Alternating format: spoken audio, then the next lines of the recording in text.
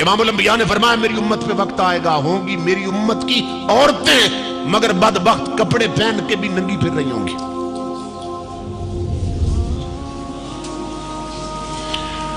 अब ये हदीस पढ़ रहा हूं और इसकी मैं तशरीह कर रहा हूं, शरह बयान कर रहा हूं। अब हर मां बहन बेटी अपने आप को इस हदीस की तकड़ी पे तोले, वो कहीं इसकी जद में तो नहीं आ रही। अगर आ रही है तो फिर इस हदीस के आखिर में आका जो अजाब बयान कर रहे हैं उस अजाब के लिए तैयार हो जाए। ये 4 दिन का खेल है, जिंदगी खत्म होने वाली है। इमामुल अंबिया ने फरमाया मेरी उम्मत की औरतें एक वक्त आएगा कपड़े पहन के भी नंगी होंगी। और शारीन हदीस ने लिखा कि शरीयत की नजर में औरत कपड़े पहनकर नंगी कैसे होती है। नंबर 1, आका की इस हदीस का माना यह है एक वक्त आएगा औरतें शॉर्ट ड्रेस पहनेंगी, मुख्तसर लिबास पहनेंगी कि जिस्म के कुछ हिस्से पे कपड़ा होगा, कुछ हिस्सा नंगा होगा।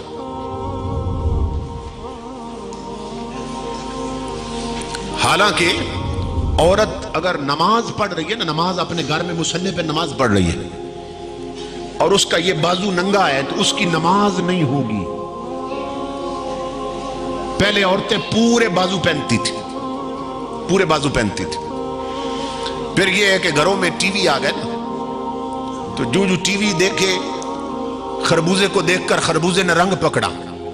फिल्मों में काम करने वालियां, ड्रामों में काम करने वालियां, स्टेज शो पे आके डांस करने वालियां, गाने गाने वालियां, जब घर की औरतों ने देखा वो भी तो औरतें हैं, तो मासूम बच्चियों ने कहा जैसे उसके बाल है मैं भी वैसे बनाऊंगी, जैसे उसके कपड़े वैसे मैं भी पहनूंगी, वो भी तो औरत है मैं भी तो औरत।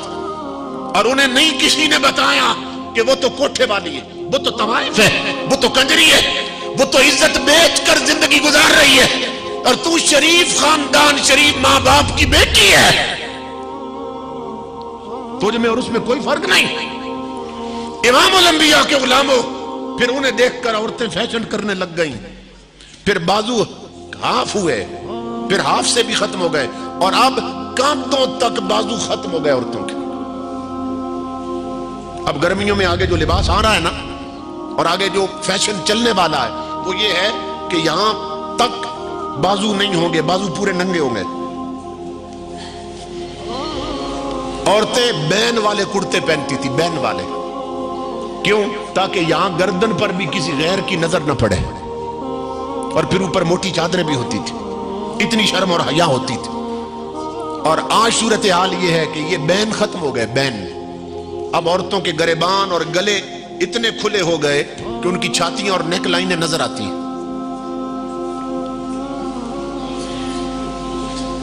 इधर ऊपर से औरत नंगी हो गई, इधर बाजुओं से नंगी हो गई, उधर ढीले ढाले कुर्ते होते थे, खुले खुले कपड़े, टाइट लिबास पहना, चाक इतने ऊंचे कर दिए कि पेट नजर आने लग गए, खुली शलवारें होती थी ताकि जिस्म का जोड़ नजर ना आने पाए, और फिर उसमें बल देते थे, बल,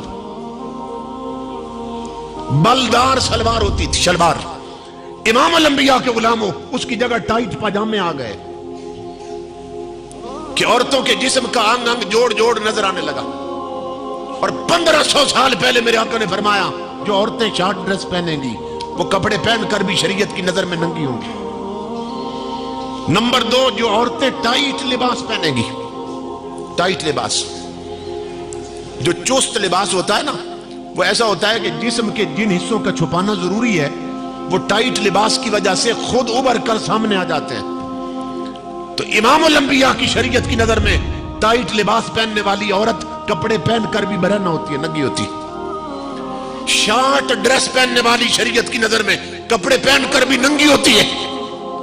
और तीसरी चीज इमामुल अंबिया ने फरमाया एक वक्त आएगा औरतों पे कि गर्मियों में औरतें पतला लिबास पहनेगी, बारीक कपड़े, बारीक कपड़े, कि कपड़ा पहना होगा मगर इतना पतला और बारीक होगा कि अंदर से औरत का जिस्म नजर आ रहा होगा।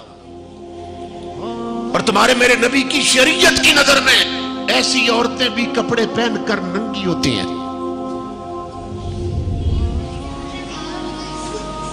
परसों की बात है, मैं कपड़े वाले की दुकान पे गया, تو میں نے کپڑے دیکھے، میں نے کہا یہ تو بہت پتلے ہیں. قمیصیں دکھائی اس نے، پھر شلواریں. میں نے کہا یہ تو بہت پتلے ہیں. اس نے کہا جی آپ کہہ رہے ہیں کہ یہ پتلے ہیں، موٹے چاہیے؟ وہ کہنے لگا اللہ کی عزت کی قسم، میرے پاس بوڑھی عورتیں، جوان عورتیں وہ آتی ہیں، وہ کہتی ہیں کہ اس سے بھی پتلی شلواریں چاہیے ہمیں. یہ تو نے باری اور موٹا کپڑا رکھا ہوا ہے. وہ کہتا ہے اس حد تک شرم حیا غیرت مر چکی ہے عورتوں میں اور بوڑھیوں میں اور جوان بچیوں میں. اور 1500 سال پہلے میرے نبی نے خبر دی تھی کہ ہوگی میری امت کی عورتیں کلمہ میرا پڑھیں گی بدبخت، مگر کپڑے پہن کے بھی ننگی پھر رہی ہوں گی. اور میری ماں بہنوں بیٹیوں، جب تمہارے میرے نبی معراج پہ گئے تو تاجدار کائنات فرماتے ہیں میرے رب نے جب مجھے دوزخ دکھائی، آقا فرماتے ہیں رأیت جبن خبیث الریح فی سیاح. امام الانبیاء فرماتے ہیں کہ اللہ نے مجھے جہنم میں ایک کنواں دکھایا، جہنم میں کنواں بنا ہوا تھا کہ جس سے بدبو کے بھبکے اٹھ رہے تھے، اور عورتوں کی چیخوں کی آواز آ رہی تھی اس کنویں سے جس میں پیپ تھی، جس میں گندگی تھی. عورتوں کی چیخوں کی آواز آ رہی تھی. میں نے کہا جبریل اس کنویں کے اندر کون بدبخت عورتیں ہیں کہ جن کی چیخوں کی آواز آ رہی ہے؟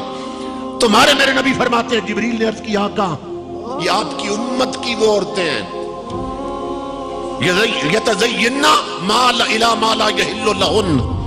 یہ حضور کی حدیث ہے کہ جبریل نے عرض کیا آقا یہ آپ کی امت کی وہ عورتیں ہیں کہ ان چیزوں اور کپڑوں اور میک اپ کا سامان اس کے ساتھ اپنا بناؤ سنگار کرتی تھی جو رب اور رسول نے ان کے لیے حرام کر دیا تھا.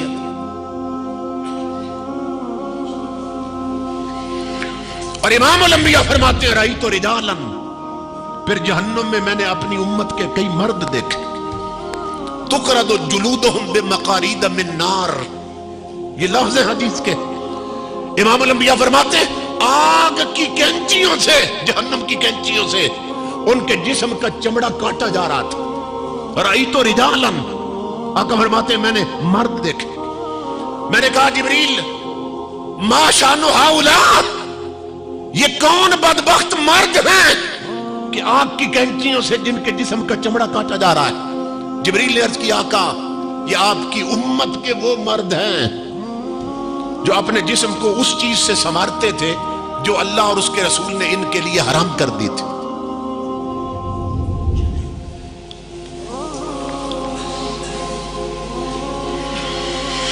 امام الانبیاء کے غلاموں یہ یاد رکھو. اب آپ سوچیں گے مرد کے لیے کیا حرام ہے؟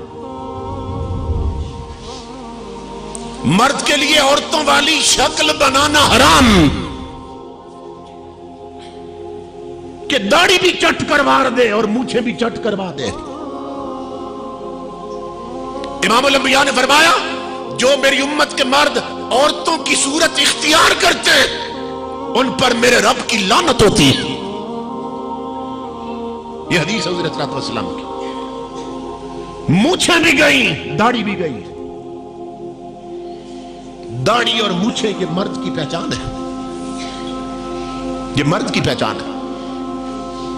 اور امام الانبیاء فرماتے ہیں معراج کی رات میں فرشتوں کی ایک ایسی جماعت کے پاس سے گزرا کہ جن کی تسبیح یہ تھی سبحان من زین الرجال باللحا وزین النساء بالزوائب. فرشتے یہ تسبیح پڑھ رہے تھے کہ وہ ہمارا رب پاک ہے کہ جس نے مردوں کے چہروں کو داڑھیوں سے سجاوٹ دی ہے اور جس نے عورتوں کے سروں کو زلفوں سے سجاوٹ دی ہے. فرشتے یہ تسبیح پڑھ رہے تھے. تو امام الانبیاء کے غلاموں داڑھی مونچھیں مڈوانا حرام شریعت میں، مگر اس حرام کو کوئی حرام سمجھ رہا ہے؟ کہتے ہیں یہ تو کلچر ہے،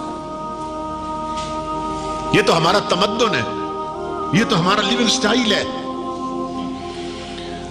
اور اس میں ہم اس حد تک دھوکے میں مبتلا ہیں کہ جب آتا ہے نا ربیع الاول کا مہینہ تو حضور کے نالین مبارک کے بیج بنے ہوئے لوگ یہاں سینے پہ لگا لیتے. وہ نالین مبارک کا جو بیج وہ لوگ ٹوپیوں پہ لگا لیتے ہیں.